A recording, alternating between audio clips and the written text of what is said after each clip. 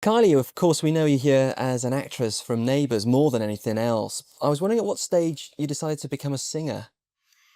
I was performing at a football benefit concert of all things in Australia, and I was singing a song backed by about five of the cast from Neighbours, and we sang a song, and of course we were all really nervous. And once we'd done the song, we had such a good time, we wanted to sing something else, and we hadn't planned anything. I knew the words to Locomotion, the backing symbol, and I thought the band would know it, so we did this impromptu number. And everybody loved it, and it was then suggested to me I should record the song, which I did. Is it something you've always wanted to do? Um, as a kid, I was a typical 10-year-old prancing around with a hairbrush, pretend ABBA concerts and things like that. But I guess I did dream about being a singer or an actor, but I never thought it would happen. How were you signed exactly? Because there's quite an interesting story behind that, isn't there? How you came to be signed to like a label. Well, I recorded Locomotion as a demo tape, and that was sent to Mushroom Records in Australia. And of course, I was in Neighbours at the time, so they knew who I was. And they signed me up, yeah. And then they just happened to be bringing over Mike Duffy, who's an engineer with PWL, to Australia to remix some 12 inches from other bands of theirs. So he remixed Locomotion for me, hence the connection with PWL. Of course, that was a big hit, wasn't it, in Australia? Yeah, that was #1 for 7 weeks, and you're about to hear a new version here. Did you feel at one stage that perhaps you might not be taken seriously because you're an actress turned singer? It was very daunting and sort of a bit of a worry at first to think uh, I won't be taken seriously and they'll think, oh, here's a soapy actress, she's going to make a lot of money and run away. But, the one hit wonder has sort of gone away. I've had 3 hits and now an album out.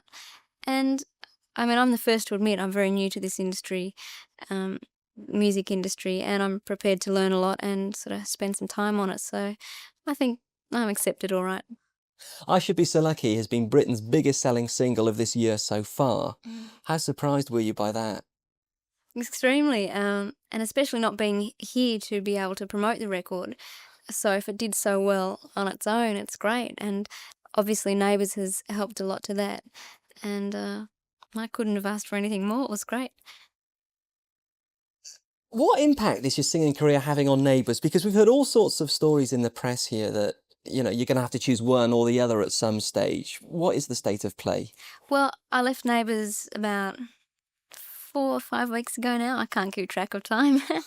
And of course, I've left the show, but it doesn't mean I'll never go back. The storyline has been left open so I can return if I want to. And so I'm concentrating on the album now, doing a 2-month promotional tour of England, Europe, and America. And then hopefully I'll go back to acting afterwards. Was it a hard decision for you to make? Because it must have been a big part of your life being in Neighbours. Yeah, it was very difficult. And of course, it was very tearful goodbye. They're coming to take you away. I think the police were after Yeah. you as well. Well, wait, hang on, we'll wait until that's gone by. I'll actually re-ask that. I can always tell when his face drops a mile. It was a very tearful goodbye, and I had a really busy day. My last day of work was a Friday, and I was in almost every scene, so I wasn't even thinking about leaving. I was thinking about all my lines. And once I had finished the last scene, I first had a scream of joy. I thought, it's over. And then I cried and cried and cried. And that night they had a farewell party for me. They gave me these lovely going away gifts, and I went to do my acceptance speech, and I burst into tears again. So it was very sad. So you left on very good terms. Yeah, in fact, I was back at the channel the week afterwards doing a kids show, and they said, "Oh, didn't you go?" Having had two successful careers must have put a lot of pressure on somebody your age. Have you felt it quite intensely? Yeah, it's a lot of pressure, but I'm glad I've got my family. I've got their support, and my friends are very supportive as well.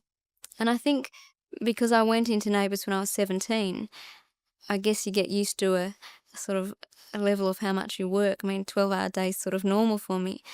And because it's been a gradual progression, like it hasn't hit me all at once, I've grown used to it. It's not so bad, but sometimes you sort of wish you were doing a normal job. Do you worry that it might sort of take you over completely and that you won't have time for other things that are maybe important in your life?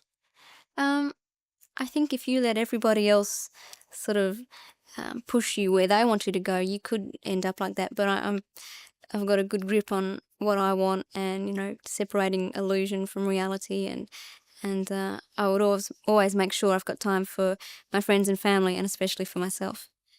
You were saying that your family's very important in keeping you on the straight and narrow. What sorts of things do they say? What advice do you get from your family? Well, fortunately, I haven't had to have any. I mean, if I get to the stage where they're saying, Kylie, settle down, I don't think I'd like to be doing this, because, I mean, it could easily get to you and you could get lost in all the hype. But it's a job, and I'm enjoying it while it's lasting. This is a bit cheeky of me, I know, but do you have time for boyfriends amongst all this? Well, you never know. You keep being very tight-lipped about that one, are you? Not necessarily tight-lipped, but I think it's good to have a little bit of mystery there, and people can guess. We're going to have letters in from all over Europe now. You just don't know what you started there. Going back to Neighbours, is Charlene, the character you played, anything like the real Kylie Minogue? Charlene's very boisterous. She's a real tomboy, and she sort of punch someone if they said something to offend her or a friend of hers, but she's very loving underneath all of that. And I don't know, I'm a Gemini. Most people say, uh-oh, when I say that. So sometimes I'm very boisterous and sometimes I'm pretty shy. How do you account for the huge popularity of the show here? Because it's #2 in the ratings and virtually everybody watches it. Yeah, that's what everybody wants to know. They're all asking that question, what is it Neighbours has? And I guess if they could figure out what it is, we'd all be making successful shows. But I think it's the normality of the show. It's sort of not Dynasty or Dallas that's a bit glamorous and a bit difficult to relate to. It's pretty normal. The characters are all good fun.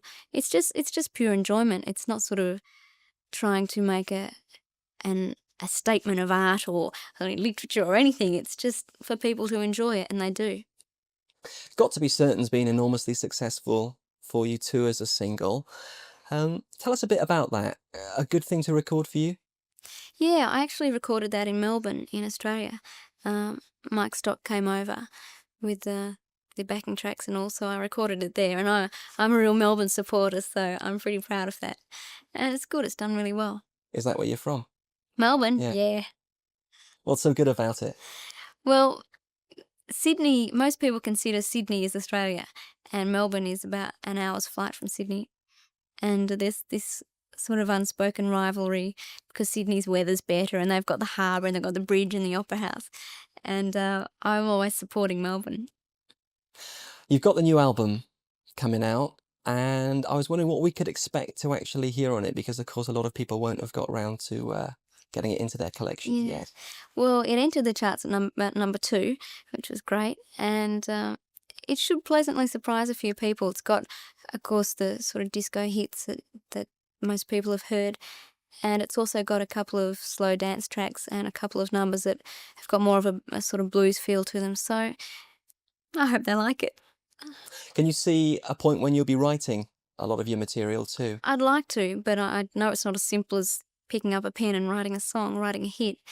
I think I'm lucky with Stock Aitken Waterman that it's sort of a good basis to watch and to learn from. So I'll give it a go.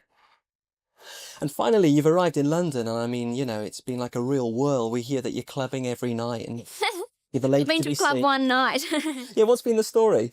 I went to Brown's just a couple of nights ago, and then in the paper it's saying they bump into me everywhere. Beyond me. So you can't see yourself as an avid nightclubber just yet then? Well, I like going out to clubs, but it's just a matter of finding time. If I've got a day off the next day, it's all right. I know you've got a very hectic schedule coming up, but tell us exactly what you're going to be doing. Well, I've been in England for 2 weeks now, and I was in Hong Kong for 3 days before I came here. So it's off to Germany, Sweden, different European countries, and to America, then back here, then back to Europe. It's sort of all over the place for 2 months. It'll be sunglasses on after a while, won't it? I think so. Shut your eyes behind them. Thanks very much for joining us today. Pleasure. It's been great to meet you.